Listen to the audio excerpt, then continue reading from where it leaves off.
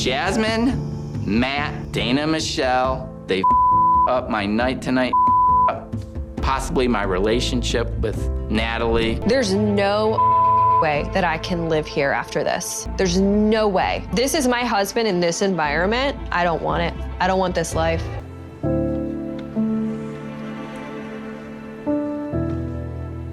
Come on this way. Elizabeth has had enough of Andrei and his lies. He's finally pushed her to her breaking point. But before we get to Elizabeth leaving Andrei, let's first catch up with Gino and Jasmine. So the last time we saw them, Jasmine had erupted at the sight of Natalie. All hell broke loose, and when we join them in this episode, Natalie is still fuming. I have two beautiful kids. One that's in the baby. You know, I have a daughter that looks up to me. I take that seriously. I don't live my life like this. Look, and it is a big if Natalie really didn't watch this show before, if she really didn't have a clue about Gino and Jasmine's turbulent history, well then she's been pulled into a crazy situation without any real warning. You can completely understand her point of view. Like, you can understand why she's had enough. She doesn't want to be here anymore. She just wants to go home. But the problem is, Gino doesn't quite see it like that. Jasmine and Matt should leave.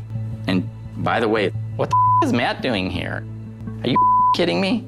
My family invited Matt too? It's finally starting to dawn on Gino that his own family, his flesh and blood, aren't exactly taking his side. Yeah, he's not exactly getting much loyalty from them. Now, while Gino's nephew does come outside and does ask them to come back in, at no point does anyone ask Jasmine, who, let's not forget, is the instigator of all of this, no one asks for her to leave. I mean, it's hardly a tempting prospect for Gino and Natalie to return, is it? Who in their right mind would want to return to see Jasmine and maybe have all of that kick off again? And the interesting thing is, Jasmine just refuses, point blank refuses, to accept that she's in the wrong here. I'm sorry for ruining the party. I was not expecting that reaction. But the minute I saw that bitch and her entitlement, like, I wanted to slap her on the face. Look, the way that Jasmine acted, right, was horrendous and inexcusable. She had no right to attack a woman that she's never even spoken to or met before. Like, Natalie was put in this situation. It's not as if she broke up Gino and Jasmine's marriage, is it? That was over way before Natalie was in the picture, and even then, Natalie wanted Gino to make sure it was definitely over. I mean, the fact that Jasmine still maintains that she's done nothing wrong, the fact that Gino's own family also seem to think that her behaviour was fine, is absolutely insane. And of course, no surprises, Matt doesn't have any problems with it either. In fact, if anything, he seems to kind of like seeing Jasmine lose it like that. I think I'm attracted to firecrackers. She can have a temper. It's kind of hot, but if that force is against me, I might not be enjoying it so much. Yeah, we all know, if it hasn't already happened, we all know that it's only a matter of time before Jasmine's temper is directed at Matt in the same fashion. I wonder if he'll still be as attracted to her then. Now, Michelle, who, let's not forget, is also responsible for what happened. She also deliberately and knowingly invited Jasmine to this party. She at least does kind of in a way stand up to Jasmine. She tells her that none of this is actually Natalie's fault. Natalie didn't know that there was still some remaining unfinished business between you and Gino, she tells her. So this girl came here thinking that he was basically one step just to get divorced. Yeah. Wow, what a piece of lying to everyone. Gino did lie, but he lied to Natalie. Jasmine knew that he was seeing someone, and she also knew that Gino wanted Natalie to meet his family. I mean, if anyone should be angry here, right, it's Natalie, not Jasmine. Now, even if, let's just play devil's advocate here, even if Gino had somehow lied to Jasmine, which he didn't, but if he did, even then Jasmine has no right to attack Natalie. If she's gonna attack anyone, it should be Gino. And learning this, finally realising what's happened, does finally make Jasmine realise the error of her ways. I feel bad for overreacting because I really thought that this woman came knowing the truth. Your husband not only lied to you, but also to Natalie. Jasmine says that she feels bad for the way that she acted, but clearly not bad enough to go outside and actually apologise to Natalie. Like, typically, if you know you're in the wrong, the least you owe the other person is an apology, Jasmine. But Jasmine instead prefers to lay blame elsewhere. She now blames Gino for what happened, and she's not the only one. Gino really has done this to himself with the way that he's been treating these women. Yeah, I mean, I do feel bad for Gino. So while Dana might feel bad for his cousin, he also goes on to say that Gino made his own bed and now he has to lie in it. Look, if Gino's family were trying to remain impartial up until now, it's now very clear that they're Team Jasmine. I mean, even the fact that Jasmine lives with Matt, she's brought her side piece to his birthday party, doesn't seem to bother them. So why does she live with Matt? Well, Jasmine explains that because she doesn't work yet, because she doesn't have a credit record, she isn't able to rent an apartment on her own. It doesn't matter what Jasmine did, whether she cheated, she didn't cheat, it was mutual or whatever that Gino keeps saying, it doesn't justify him throwing her out in the street. I'm sorry, but I just don't agree with that. Like, yes, Gino is financially and legally responsible for Jasmine, right? He brought her over, it's his responsibility. But he's a human at the end of the day. If his wife has cheated on him, which she has, at the very least she's emotionally cheated on him, it's only expected that he's going to get angry, he's going to react. Now, legally, well, that's a different issue. Gino, by the letter of the law, is supposed to make sure that she has a place to stay. That doesn't have to be his house, but she does need a roof over her head. He's not done that. Like, he's left that obligation to Matt, and Matt wants to make sure that Natalie knows about it. He heads outside to speak to Natalie, but Gino, remember, this is the first time that he's ever seen Matt. He's seriously not impressed by the man who stands before him. He's really short and, he's kind of ugly. And I'm surprised that Jasmine ended up with this guy. Okay, Gino. I mean, I wouldn't go attacking another guy's looks if I were you. Gino doesn't understand why Matt is there to speak to them, and frankly, I don't either. The guy hasn't stayed out of his marriage, the least he can do is stay out of his fights. But Matt isn't willing to do that. He wants Natalie to know the truth. He was considering getting back together with her. The conversations between me and Gino or between me and Gino and what he has to say. I respect this a lot. For as angry as Natalie is, she isn't willing to let Matt interfere. Jasmine could definitely learn a thing or two from this. Like, she isn't willing to discuss with Matt what went on between her and Gino. But the only thing she is willing to say to Matt is she wants to make it clear she feels it was very unfair that she was the one that got attacked. Jasmine didn't even give me an opportunity, and calling me names is disrespectful. I've been nothing but an advocate for clarity and for a discussion. There's no excuse. Now, obviously, Jasmine has no idea that Natalie did indeed request that Gino gets clarity and closure before she gets involved with him. But whether she knew or not, that doesn't excuse her behaviour. Now, Matt, acting as her side piece and her mouthpiece, tries to argue Jasmine's case by saying that she was triggered when she saw Gino and Natalie together. After all, they are still married, he says. But they're not divorced. We are separated. She's living with you the last 5 months. Come on, dude. What the kicked out. Where's she gonna stay? Again, I said this in the last video and I'll say it again. Given how involved Michelle and Dana have been in all of this, given that Michelle purports to be Jasmine's best friend, well, I'm pretty sure she could have stayed at their house if she needed to. Like, claiming that she has a right to get angry somehow because she is still legally married to Gino is ridiculous. Like, that argument loses all validity when it's the man that she's sleeping with that's delivering the message. And when Matt goes on to try and tell Natalie that Gino has financially abandoned Jasmine, she doesn't want to hear it. Now, it's at this point that Gino has had enough. He now confronts Matt about sleeping with his wife. But now Matt claims that he hasn't done anything wrong. I'm only doing my duty, he says. I'm only doing what you guys asked me to do because you wanted me to be part of your open marriage. Look at me, you think I'm struggling? What? Yeah, you probably are. You need Viagra, I don't. I'm in my 30s, bro. No, I don't. I'm still fine, and I'm I'm perfectly fine, too.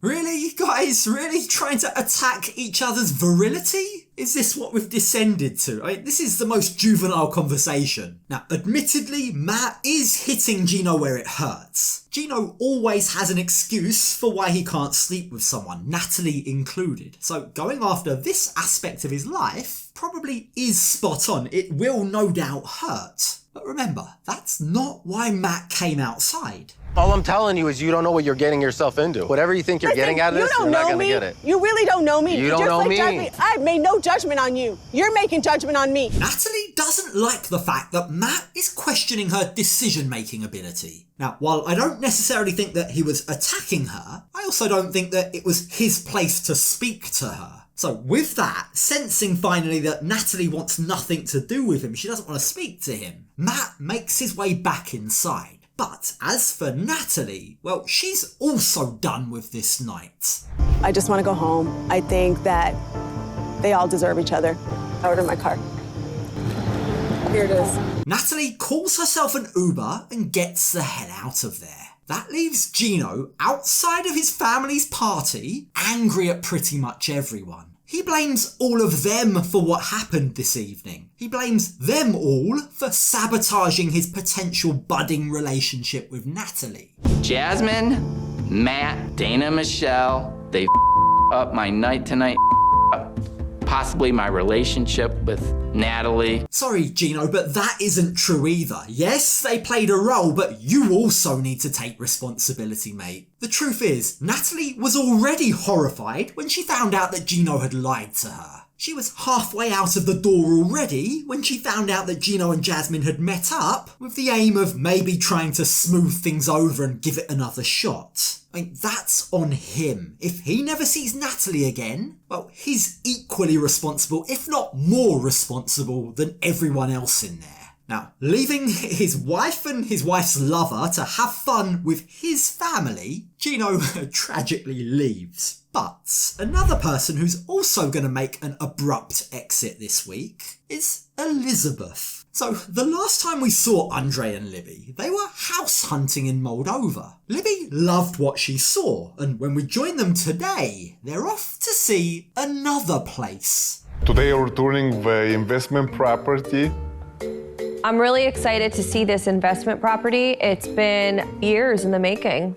Oh, I wouldn't get too excited if I were you, Elizabeth. Now, remember, back in the States, Andrei confided to Alexei and Jovi that he'd lost all $75,000 that he'd invested in this place. Yeah, he told them before he told Libby. And when they do finally arrive at their destination, well, the outside isn't great, but the rest is even worse. What do you think so far? It has potential, I will say that. Okay, almost broke the key. Elizabeth is desperately trying to stay optimistic, but as soon as they get inside the house, that optimism quickly fades away. There's no other way to say this. This place is an absolute dump. I understand that these guys are property developers. I understand, I guess, that they've probably fixed a few bad places up in the past, but this place here is a whole new level of bad. We flipped houses in Florida. We never flipped houses like this. This is not to be flippable, this is to be demolished. Well, if the entire building is getting destroyed, why are we inside looking at it? I don't give a Yeah, showing them the house, if it's only set to be demolished, doesn't exactly make a lot of sense, and Elizabeth wants to get out of there. But no sooner does she get outside than she suddenly has a light bulb moment. It suddenly dawns on her that, hold on a minute, if that's set to be demolished, why hasn't it happened by now? What's the delay? You invested in this years ago. How is the house in this condition after 2 years? Well, the Russian company that was providing construction material is holding our money and it folded. This guy, honestly. He's here telling her like this, in this fashion, that $75,000 of their hard-earned money has been lost. I mean, the way he's just broken that news is as if he's telling her they've run out of peanut butter. Like, there's no remorse, no accountability, no sorry in sight. Now, what he does eventually say is he's tried to reach the Russian company, but because they're folded, there's no way to get hold of them. And unfortunately for him, just to also add to that, there's also no way to lodge a business dispute with Russia either. Sounds like your money's gone, dude. It might be, honestly. What do you mean it might be? This means that you lied to me. You withheld that information from me. Andrei doesn't think of it as lying, since he did eventually tell her. But I mean, come on. He's had years to tell her, and he's only actually come clean when he had no other choice. The truth is, if Libby and Chuck hadn't insisted on going to see the investment property, then Andrei probably would never have come clean. She wants you to assure her you have a solution to fix the problem. I have a solution. I'm not even concerned about that right now. I'm most concerned that he lied. Chuck is trying to help, but Elizabeth is furious. Now, while Andrei goes on to blame the war between Russia and Ukraine for the lost money, as far as Elizabeth is concerned, that's not the issue. The bigger issue, the real issue here, is the fact that he's lied to her. Like, this is business. Things can go wrong, it's almost expected, but not sharing that with your wife isn't okay. By withholding it from her, he's broken her trust. It is not a lie. I didn't lie to you. I did. felt ashamed The fact because that you can't even admit that is even worse. Andrei looks defeated, but can you imagine how much more angry Elizabeth would be if she knew that her husband had confided in others, like Jovi and Alexei of all people, before telling her? Now, the thing with Andrei, as we all know, is this is an ego thing. He didn't tell Elizabeth because his ego couldn't handle admitting that he'd made such a big mistake. But that is now costing him dearly. You see, the next time we join Elizabeth, she's packing and she's on her way home. She's furious still. To cover his tracks and to lie, that's like another level of betrayal.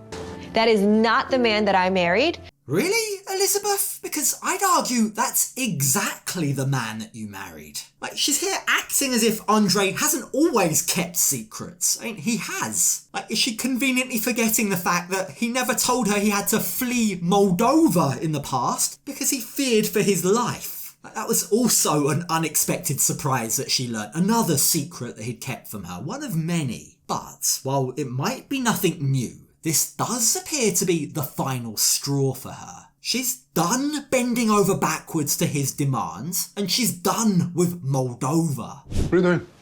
I'm packing. I'm leaving with the kids and my dad. You serious? I'm as serious as this suitcase sitting on the bed. At first, I don't think Andrei really believes her. He thinks that this is just an empty threat, and why wouldn't he? I mean, he's used to manipulating Elizabeth to do whatever he wants. But, unfortunately for him, this time she isn't going to give him that opportunity. Like, even when he begs her to stay, he says that they need to stay and work this all out. She won't listen to him. She is going home. I changed our ticket. We're leaving tonight with my dad on the plane, with or without you. Is this what you want? This is not a joke. Do I look Did you change my ticket too? No. She might say it's with or without him, but the fact that she hasn't changed his ticket makes it pretty clear she'd prefer it to be without him. Now, Andrei can't believe this. He's stunned. The thing is, his biggest worry isn't his wife, it's what he's going to say to his friends and family. Again, he's more concerned about his ego, but Elizabeth is done caring. Tell them whatever you want, she says. Any chance of us moving to Moldova is now dead. There's no way that I can live here after this. There's no way. This is my husband in this environment. I don't want it. I don't want this life. Technically, Libby, if I'm going to be pedantic, the issue isn't the country, it's the guy. Like, the bulk of his lying, the 2 years that he spent lying to you, happened while he was in America, not Moldova, didn't it? Either way, the true sign of this man is what he says next. Instead of apologising, instead of trying to make things right, Andrei reverts to threats. I'm gonna sell our house when we get back to the States, he says.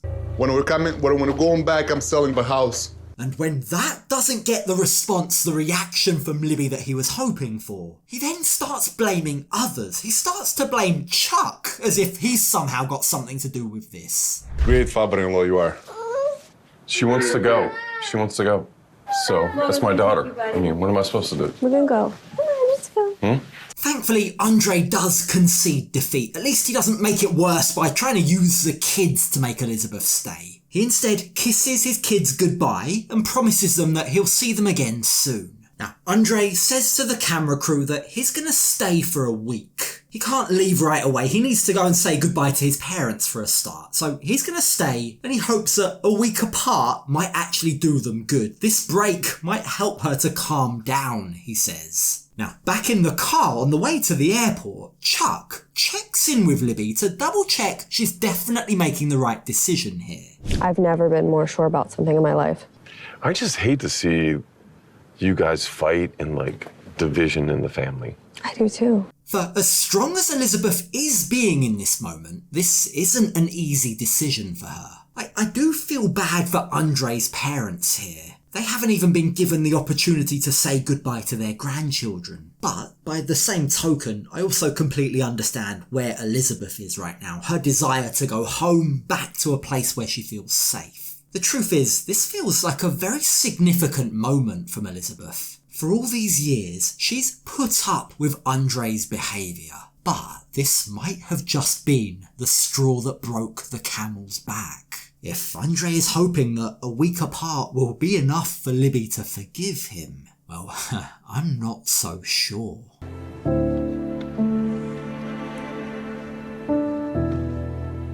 Come on this way.